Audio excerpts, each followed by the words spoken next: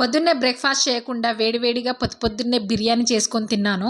పొద్దున్నే బిర్యానీ తిని ఎంజాయ్ చేశాను. బిర్యానీ రెసిపీ కూడా చాలా ఎక్సలెంట్ గా సూపర్ గా కుదిరింది. ఎన్నిసార్లు తిన్నా బోర్ కట్టని రెసిపీ ఏదన్నా ఉందా అంటే మన హైదరాబాద్ బిర్యానీ. ఎన్నిసార్లు చేసినా ఎన్నిసార్లు తిన్నా బోర్ కొట్టదన్నమాట. చాలా ఈజీగా సింపుల్ గా అయిపోతుంది. ఇంట్లోనే చేసుకొని తినండి, చాలా హెల్దీ అనమాట. చాలా సింపుల్ గా పిల్లలు తినేటట్టు చాలా లైట్ మసాలాతో చేసేసాను. ప్రాసెస్ లోకి వెళ్ళిపోదాం. ముందుగా బాస్మతి రైస్ ని తీసుకొని శుభ్రంగా క్లీన్ చేసుకొని నానబెట్టుకోవాలి. చికెన్ ని కూడా శుభ్రంగా క్లీన్ చేసుకొని బిర్యానీ బౌల్లో తీసుకోవాలి. అందులోనే పుదీనా, కొత్తిమీర, పసుపు, ఉప్పు, కారం, ఇంకా ఫ్రై చేసుకున్న బ్రౌన్ ఆనియన్స్, మసాలా దినుసులు, బిర్యానీ మసాలా, గరం మసాలా, చికెన్ మసాలా, ధనియా పౌడర్, ఇంకా 1 కప్ పెరుగు, అల్లం వెల్లుల్లి పేస్ట్, బ్రౌన్ ఆనియన్స్ ఫ్రై చేసిన ఆయిల్ వేసుకొని మొత్తాన్ని బాగా కలుపుకోవాలి. కలుపుకొని ఒక హాఫ్ అన్ అవర్ అయితే పక్కన పెట్టేయాలి. చాలా లైట్ మసాలాతో చాలా సింపుల్ గా ఇంట్లోనే చేసుకొని తినండి. కలిపేసిన తర్వాత హాఫ్ అన్ అవర్ పక్కన పెట్టేసి పైనుంచి చిల్లీస్ వేయాలి. వేరొక గిన్నెలో వాటర్ పోసి అన్ని రకాల స్పైసెస్, పుదీనా, కొత్తిమీర, చిల్లీస్, ఇంకా ఆయిల్ వేసి వాటర్ ని మరిగించాలి. వాటర్ మరిగిన తర్వాత బాస్మతి రైస్ ని వేసుకొని కుక్ చేసుకోవాలి. చికెన్ అయితే చాలా బాగా కుక్ అయింది. ఆయిల్ కూడా పైకి తేలింది. 70% చికెన్ అయితే కుక్ చేసుకోవాలి.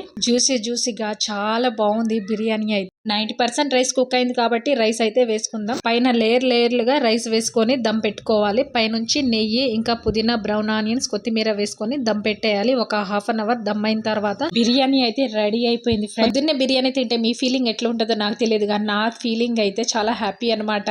పొద్దున్నే బిర్యానీ చేసుకొని తినడం అంటే మాటలు కాదు. పొద్దున్నే బిర్యానీ నేను ఎంజాయ్ చేశాను. మీరైతే సబ్స్క్రైబ్ చేసుకోండి.